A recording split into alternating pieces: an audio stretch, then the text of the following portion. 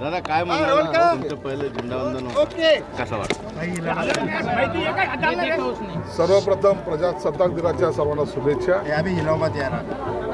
माझ्या आयुष्यातला हा पहिला झेंडावंदनाचा कार्यक्रम, परंतु एक नवीन आशा घेऊन, एक जबाबदारी घेऊन मला या जिल्ह्यासाठी काही करायचं आहे, हा एक आशावाद मनामध्ये आहे. मी माझ्या भाषणातही सांगितलं, पाण्याचा प्रश्न असेल, सामाजिक प्रश्न असतील, जिल्ह्याचा विकास असेल, त्यासाठी सर्वांचं सहकार्य अपेक्षित आहे असं मी आव्हान सर्वांना केलेलं आहे. हे एकट्याचं काम नाही, प्रशासन काम करतंय किंवा लोकप्रतिनिधी काम करतोय असं नाही, तर सर्वसामान्याचा सहभाग त्याच्यात असला पाहिजे, ही भूमिका मांडण्याचा मी प्रयत्न केला. यावर्षीचा 1200 कोटीचा आराखडा आम्ही सादर करतोय आणि इतर माध्यमातून सुद्धा केंद्राच्या साहाय्याने या शहरामध्ये जेवढे काही पैसे आणता येईल, निधी आणता येईल, त्यामुळं या शहराचं नाव महाराष्ट्रामध्ये चांगल्या प्रकारे गेलं पाहिजे, हा माझा मानस आहे. तुमच्यातला खैरे साहेबातला सामाजिक प्रश्न मिटला असं वाटतंय, कारण दोघं एकमेकांना बघून हसलाच नाही, ते खैरे उठून उभे राहिले आणि चक्क गेले नाही. ते तुम्हाला कानमंत्र दिला देखील असं देखील म्हटले ते साहेब, त्यांचं मन परिवर्तन झाल्याचं दिसतंय. ते म्हणाले की संजय शिरसाट हे घटनाबाह्य पालकमंत्री नाहीत, हा रेग्युलर आहेत पालकमंत्री. खैरे साहेबांनी जे काही ते ज्येष्ठ नेते आहेत, कदाचित त्यांना माझी भूमिका आवडली असेल.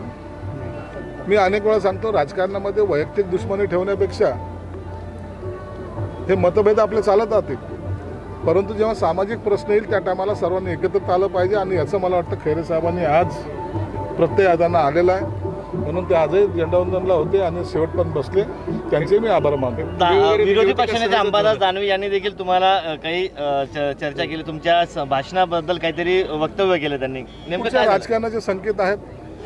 आता कळेल हळूहळू, आगे आगे देखो होता है क्या. सोडून सांगाल का येणार आहेत का ते पुढच्यावर पण त्याच्याबद्दल आजच्या दिवशी हे चांगला दिवस आहे, त्याच्यावर राजकीय भाष्य करणं योग्य नाही. खैरे साहेब म्हणाले मी ज्येष्ठ आहे, मी त्यांना कानमंत्र दिलाय. काय दिलं त्यांनी? मला कानमंत्र दिलाय, मी त्यांना कानमंत्र दिलेला आहे.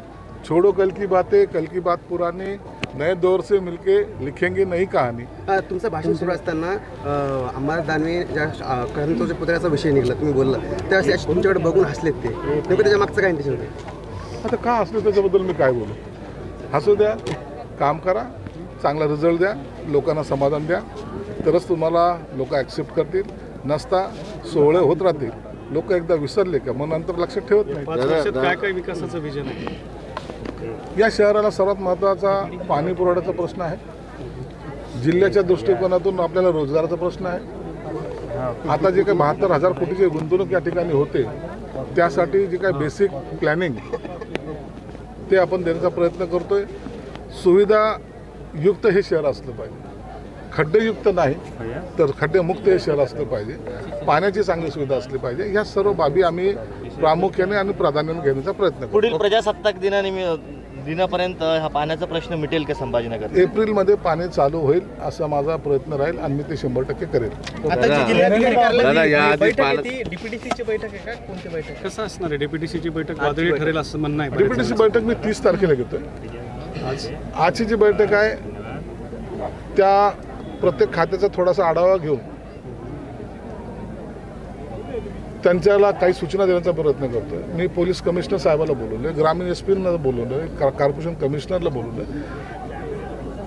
सुरक्षिततेचा विषय आहे, गुन्हेगारीचा विषय आहे, कॉर्पोरेशनचे संबंधित काही प्रश्न आहेत, त्यांना त्या सूचना देऊन त्या पद्धतीने कसं काम करते ते आपण पाहतो. जुन्या निर्णयांबद्दल पण विचार होतो. जुन्या निर्णयाबद्दल तुम्हाला आजच काही गोष्टी कळतील.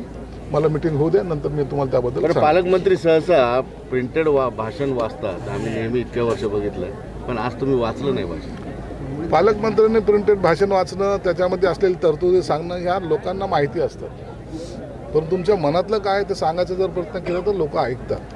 म्हणून मी माझ्या मनामध्ये काय विजन आहे ते मांडण्याचा प्रयत्न केला आणि मला वाटतं लोकांनी सुद्धा त्याला चांगला प्रतिसाद दिला. आजचा दिवस चांगला आहे, मिळालं, गळाभेट झाली. नेहमी येतात, आज नाही आले. आता त्याच्याबद्दल काय बोलायचं?